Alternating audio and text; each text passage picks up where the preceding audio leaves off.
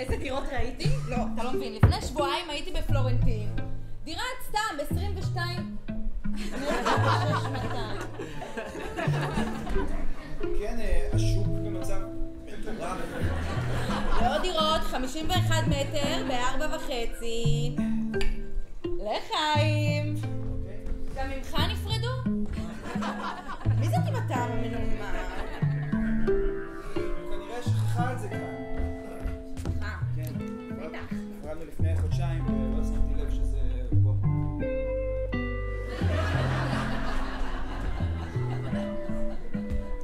האמבטיות הן דימוי לחלל הריק שהיה רוצה למלא מבפנים, הוא אומר.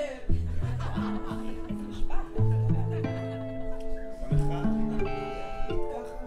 מה? צינית? פסימית כל הזמן. אני מבין למה הוא עזב אותך. מה?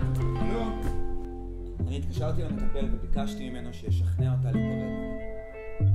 משהו יותר מטורף, שיצאנו משם, שכנעתי אותה שהוא טועה, שאנחנו לא צריכים